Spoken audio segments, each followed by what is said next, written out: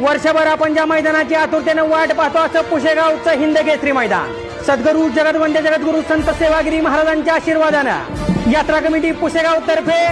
भव्य आणि दिव्य असं पुशेगावचं हिंद केसरी मैदान.